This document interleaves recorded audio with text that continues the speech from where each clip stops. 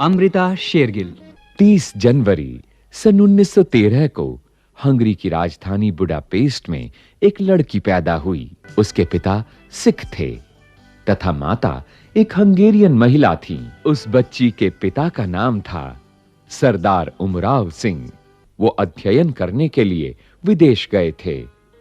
वहां उन्होंने हंगरी देश की एक युवती से शादी कर ली। उनके यहां एक बेटी ने जन्म लिया जिसका उन्होंने नाम रखा अमृता। पूरा नाम था अमृता शेरगिल।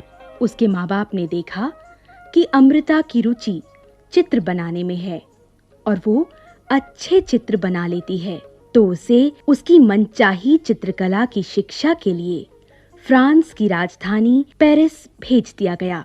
पेरिस शहर उन दिनों दुनिया भर में अपनी चित्रकला, मूर्तिकला और चित्रकारों के लिए प्रसिद्ध था। पेरिस के आर्ट स्कूल में सन 1934 में अमृता भारत लौटी और उन्होंने सारे देश का भ्रमण किया तो उन्होंने देखा कि भारत पर अंग्रेजों का राज था। चारों तरफ गरीबी, ऊंच नीच का भेदभाव था। अमीरों और गरीबों के बीच की गहरी खाई थी। इस सब ने अमृता के संजोए हुए सपनों को चूर-चूर कर दिया। उन्हें बहुत दुख हुआ और उन्होंने यहाँ के हालात के बारे में लिखा और अकथनीय उदासी का ये साम्राज्य अमृता के ऊपर हावी हो गया। उन्होंने जो भी चित्र बनाए उनमें इस उदासी की छाप भी रही। सारा वातावरण इतना नीरस, बोझिल और उदासी से भरा हुआ है कि उनके चित्रों को देखने वाले बेचैन, परेशान हुए बिना नहीं रह पाते और उनसे पूछते, अमृता, तुम्हारे सभी चित्रों में उदासी सी क्यों छाई रहती है? किसी भी चित्र में हंसी खुशी और खुशनुमा रंग दिखाई नहीं पड़ते। तब अमृता कहती, जब हमारे आसपास कहीं हंसी खुशी है ही नहीं, चारों ओर गरीबी और मजबूरी है, तो मैं खुशी कैसे चित्रों में लाऊं? इन हालात को देख मेरा मन दुख से भर जाता है।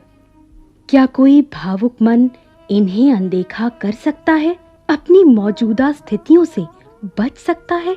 मैं अपने चित्रों में ऐसे हालात को उतारकर लोगों को प्रेरणा देना चाहती हूँ कि वे ऐसे हालात से लड़ें, जिंदगी को सही दिशा दें। अमृता सन 1934 में भारत आईं, लेकिन 5 दिसंबर सन 1941 को उनका आकस्मिक निधन हो गया। इस तरह कुल 5-6 साल में ही वो अपनी कला से देश को इतना प्रभावित कर गईं, जितना किसी और कलाकार के लिए पूरे जीवन में भी कर पाना बहुत कठिन है। अमृता शेरगिल ने चित्रकला को पूरी तरह समर्पित होकर पूरी लगन और निष्ठा से चित्र बनाए। जैसे केला बेचने वाले, नींबू बेचने वाले, बाजार की ओर जाते हुए लोग, दक्षिण भारत के ग्रामीण, पर्वतीय क्षेत्र के पुरुष और महिलाओं के चित्र, ब्रह्मचारी, 3 जवान, लड़कियां और दुल्हन आदि शीर्षकों के अनेक चित्र उनके उल्लेखनीय चित्र हैं। इन चित्रों के बारे में कला समीक्षकों का मत है कि ये चित्र किसी व्यक्ति विशेष की स्थिति परिस्थिति के चित्र न होकर पूरी सामाजिक व्यवस्था के चित्र हों। अमृता के चित्रों की एक विशेषता ये भी है कि इन चित्रों में एक आत्मा है, भारत के प्रति आत्मीयता है। इन चित्रों की आत्मीयता और संवेदना ही इन चित्रों को महान बनाती है। इसीलिए अमृता के चित्रों ने भारत में आधुनिक चित्रकला की शुरुआत की। सच कहा जाए तो अमृता शेरगिल भारतीय चित्रकला के इतिहास क्षितिज पर एक धूमकेतु की तरह उभर कर आईं और शीघ्र ही विलीन हो गईं।